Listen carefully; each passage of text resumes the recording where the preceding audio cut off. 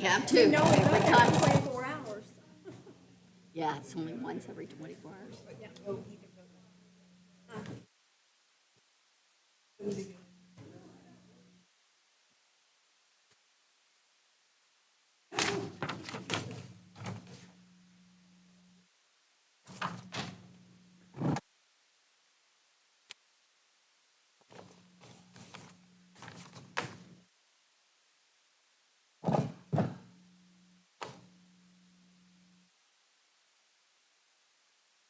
Good evening, everyone. I would like to call the public hearing to order concerning case R-02-2024 at 6 o'clock.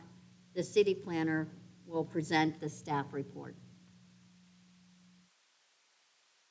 And Mayor, I just need to swear in, actually, Mr. Suarez and anybody else who intends to speak during the public hearing. If you could just raise your right hand for me, please. You solemnly swear the testimony you're about to give will be the truth, the whole truth, and nothing but the truth. If so, say I do. I do. Thank you. Thank you. All righty, so thank you, Council, Mayor, for being here and everything. So this evening, today's rezoning came in from an applicant named Billy Pierce. This application came back in July 12th of this year. So this gentleman is looking at rezoning from an R2 district to an R3 district. That's something I want to get further into today. The location of this is over at 2853 Gladstone Street on Moraine. Those two lots have been vacant for several decades, I believe, and have been for sale for some time. Each lot size is 0.1377 acres for each lot, which does total 0.2754 acres for a total. The lot numbers for these rezoning is 2544 and 2545, and the current zoning district is in an R2 zoning district. So when you look at the map there, obviously this is over in the old Dog Patch neighborhood on Gladstone. A lot of those lots are 50 feet for the lot frontage out front, and that's where this came into kind of an issue for that came before us.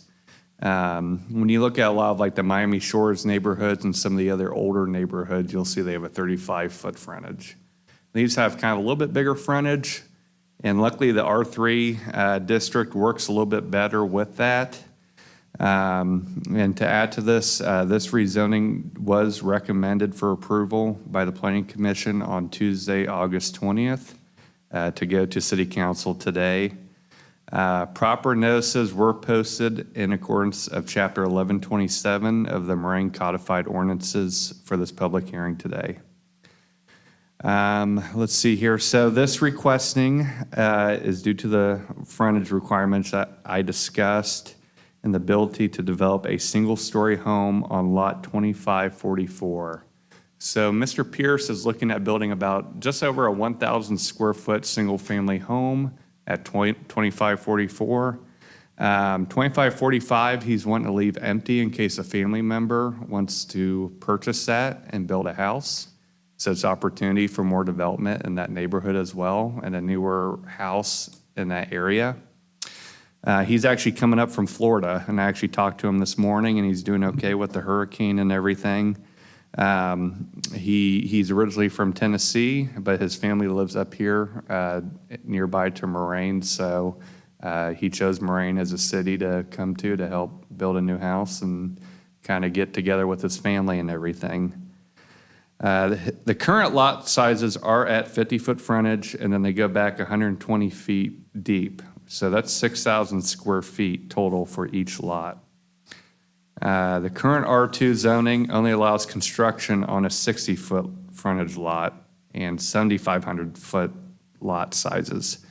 So the R3 zoning code does fit this rezoning request perfectly as a glove, as development standards require a 50-foot frontage and a 6,000 square foot lot size, which is exactly what the measurements of these lots are. Mr. Pierce does understand that he will have to abide to the setback requirement and all permits required if this request were to be approved by City Council. And I provide in your packets as well a comparison of the R3 to the R2 zoning district, just to kind of show a little bit of a comparison, and a description of the R3. And I know it's a little bit confusing, because we had some residents that came in after I sent out the legal notice, and I talked to the neighbors and stuff at that planning commission meeting and helped resolve some of the questions and stuff, because they thought apartments were coming in or maybe a business of some sort, but that is not the idea of this. It's for a single-family home. So that, and not even a duplex or anything. You could put a duplex on that lot if you want to. He does not plan to do that. It's just going to be a 1,000-square-foot home, and then probably the same thing for the next lot as well, if his daughter chooses to live there as well, or he may just maintain it and keep it open. So in the R3 code of the zoning, Moraine zoning code, the R3 1 and 2 family resident district is provided to accommodate single-family development at a relatively high density, reflecting the present density of the majority of single-family development within the city. These districts would be located within the intermediate and originally developed neighborhoods of the city, which comes into play here with this being one of the older neighborhoods in Moraine, and it's sort of a, we're having the ability to have that 50-foot frontage and the ability to develop and add new housing to that area, which I think is great for the city of Moraine. That is all that I have. If anyone does have any questions, or if you'd like for me to go more in depth on anything, I would be more than glad to. Thank you. I know no one's here tonight, I don't think, unless they're here in opposition. I was actually going to introduce them. So these are actually UDMPA students that I'm in class with. They actually came out to a council meeting today as part of their requirements for this week. So I told them I had a council meeting today for a rezoning, and they came out today. So please welcome them as well. So these are the future leaders of public administration. So Good, glad to Yes. have you. So my Yes. question was, even though there's no one here, at the planning meeting, was there any opposition? once. And if so, why? Once the letters went out and everything, I did not receive any phone calls. However, we had about 3 to 4 neighbors that showed up at the planning commission meeting. And Brett and myself talked with them as well.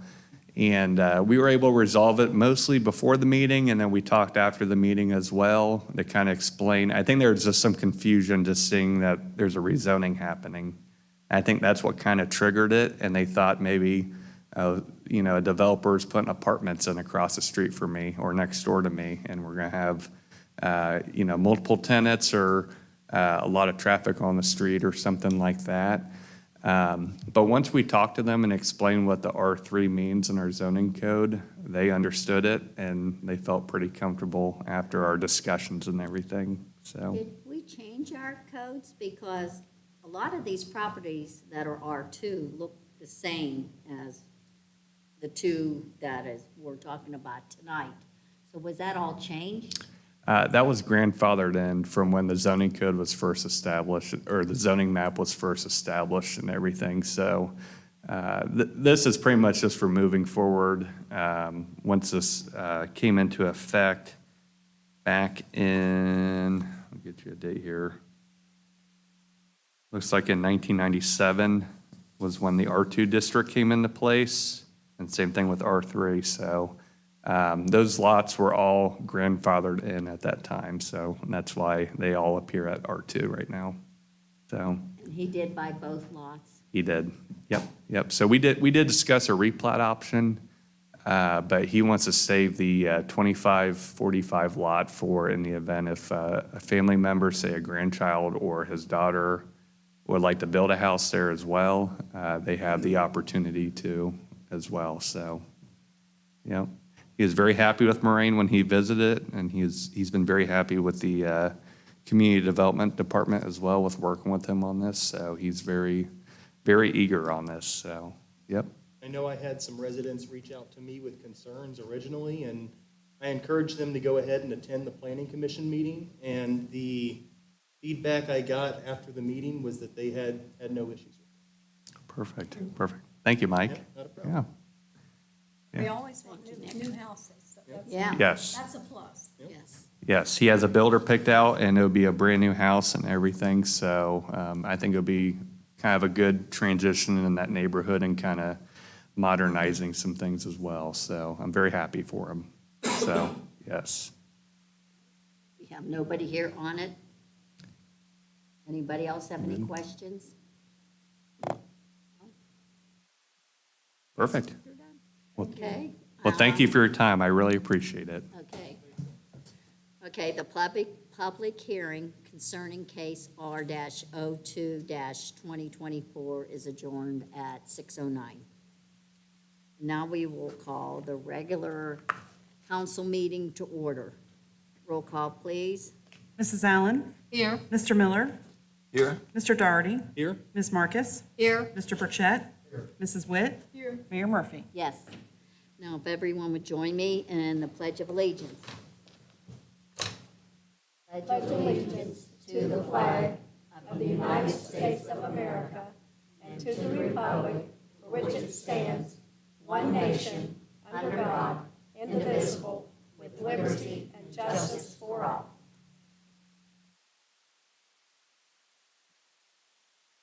Okay, council has copies of the September 12, 2024 regular council meeting minutes. Does anyone have any changes or corrections? Hearing none, then the minutes are approved as submitted. And tonight, we do have a special presentation. It's with the RTA, and it's with Christy Newton, Communications and Community Relations Manager.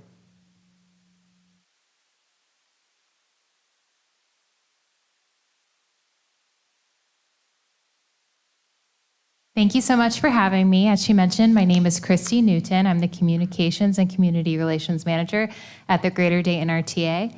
And I've been there since 2021, and I really enjoy working there. I think it's a great place, and we provide a great service. Today, I'm talking to you about our new route, the West Community Connector, that goes through parts of Moraine. Before I get to our new route, I do just want to talk a little bit, give a brief overview of our service that we provide. We are the public transit agency that serves Montgomery County and parts of Greene County. We have more than 500 employees, and we give about 6 million rides per year. These have actually been increasing since COVID. Obviously, COVID had a little bit of an impact on our ridership, but we've been seeing increases annually since then. Most of our riders are traveling to jobs, followed by medical appointments and educational opportunities.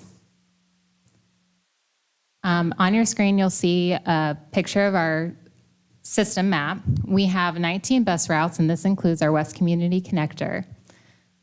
Those bus routes are a fixed route operation, so the big diesel buses that you see around town are possibly our trolley buses as well. We also have Connect On Demand services. This includes paratransit, which is our smaller white buses that are ADA service. We have On Demand, and then we have our 5310 program. I'll get a little bit more into those in a minute, but first, you know what I came here for, our West Community Connector. So we just launched this route on September 8th. This new route connects with 12 other bus routes, 3 Connect On Demand zones, 3 transit centers to create better access to grocery stores, medical facilities, employment opportunities across Montgomery County. If you'll recall from the system that I showed you before on the previous slide, all of our routes tend to funnel through downtown Dayton, whereas this route was designed specifically to serve the west side of Montgomery County. That way people can connect if they need to without having to travel downtown and then having to travel back out to wherever they're going. For the area this travels through in Moraine, South Gettysburg Ave, Pinnacle Road, and Vance Road, apparently it turns into, thank you, Mayor, for letting me know that, Main Street, Dryden Road, and East Dixie.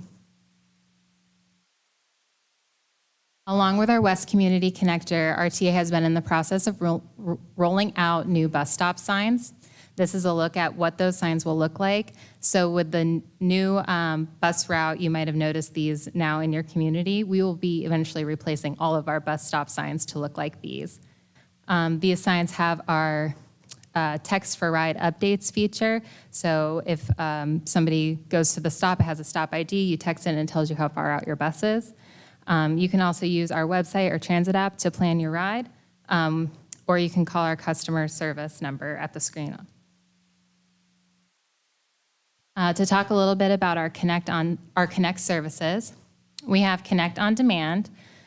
This is for the areas where we don't have fixed route service, but we still want to provide service to those individuals. So we have 4 Connect on Demand zones. And how it works is you can travel anywhere within that zone currently for free, though that is going to change come January 1st. You can book this via phone or app. We partner with Lyft and Uber, or you can call our customer service and they'll get you set up with a ride. You do have to travel within the zone, so you can't travel outside of the zone for free. We also have our paratransit service and our 5310 program. Our 5310 program, anybody who is 65 or older or has a disability is eligible for this, and it's $5 per trip, and it is for essential trips. You might have heard a couple years ago, we did go cashless on board our buses. We use what's called fare capping with Tap Pay. So you never pay more than currently $4 a day using Tap Pay. When you tap your card twice, that's 2 rides. All your rides after that for that day are on us, basically, are free. And we also do monthly caps, and currently the monthly cap for fixed route is $55. Just like everybody else, we are experiencing higher costs to run service. So beginning January 1st, 2025, our board did approve fare increases. We will do 3 annual increases. So one January 1, 2025, one in January 1st, 2026, and then again in 2027. Our last major fare adjustment took place in 2009. This was for our paratransit services. We did have another fare increase in 2018, but that was only for fixed route. We continue to work to balance our customer price with the price of our service to make sure that we're providing equitable services. We are also hiring. We always like to share this at all of everywhere we go. So if you know anybody interested, we do have competitive pay.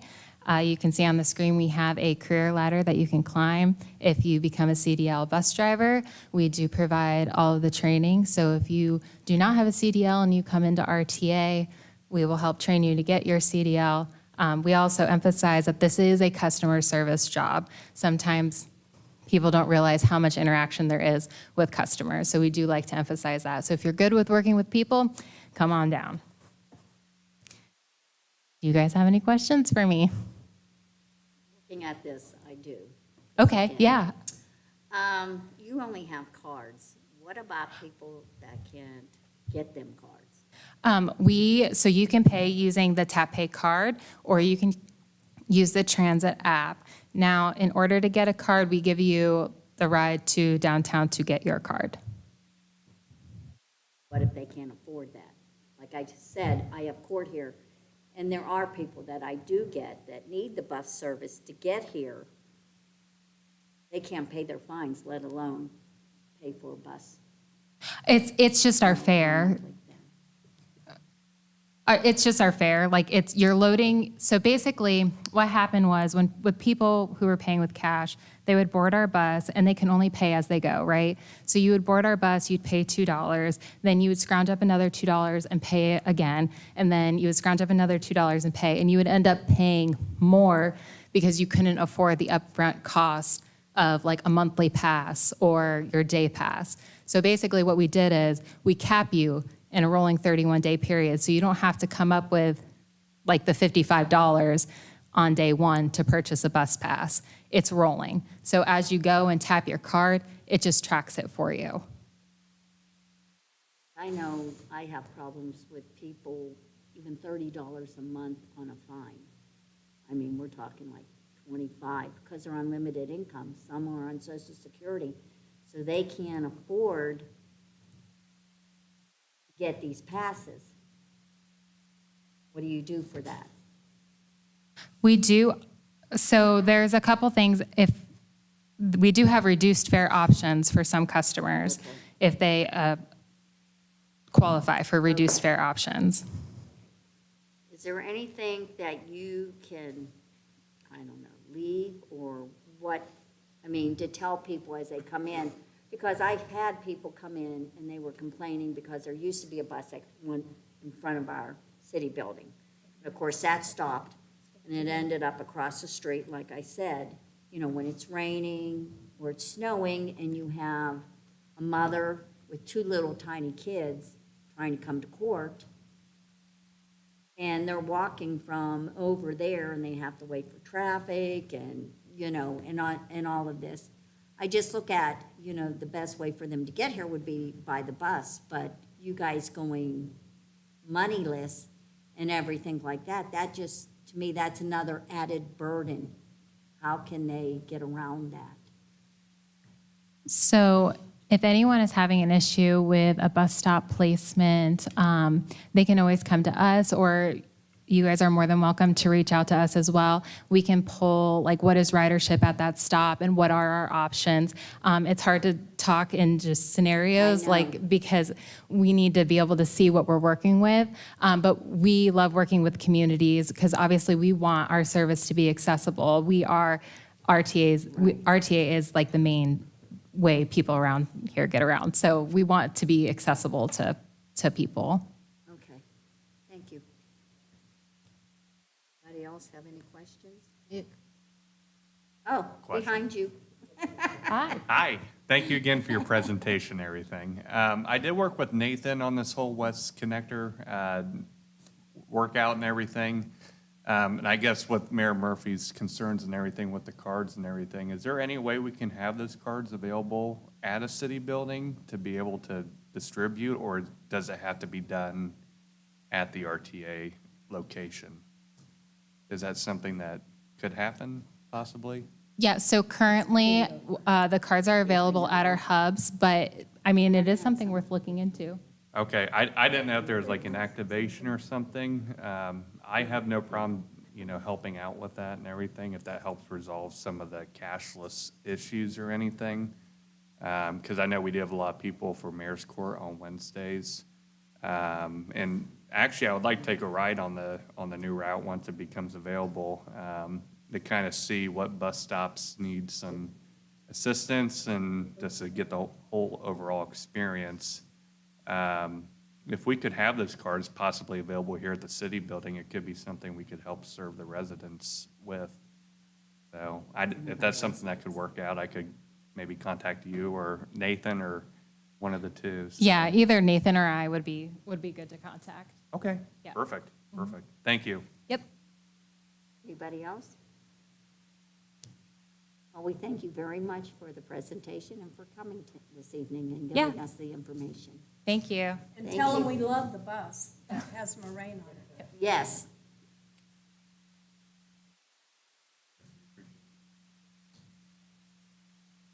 Okay. Now we are going to go into reports. Finance Committee, anything to report? No report, thank you. Acting Finance Director, anything to report? I've added the monthly finance director's report in the packet. So I have nothing outside of that. Committee of the Whole, anything to report? Our last meeting,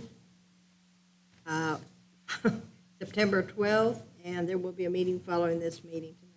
Thank you.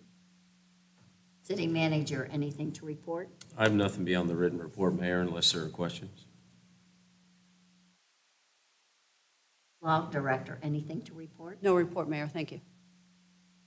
And I have the monthly court report. For the month of August 2024, the gross revenues for Mayor's Court were $17,442 after various expenses and disbursements. A total of $13,706 was deposited into the general fund.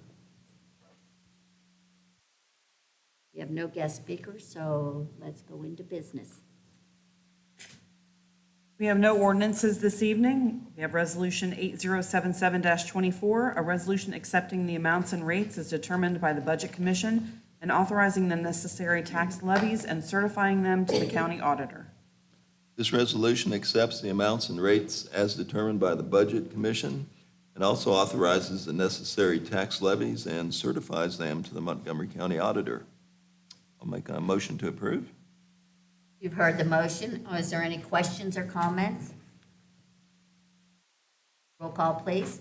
Mr. Miller, Yes. Mrs. Witt, Yes. Mr. Burchett, Yes. Ms. Marcus, Yes. Mr. Doherty, Yes. Mrs. Allen, Yes. Mayor Murphy. Yes. And we have no other business, so we will go into the fire department. Anything to report? Nothing to report, ma'am, thank you.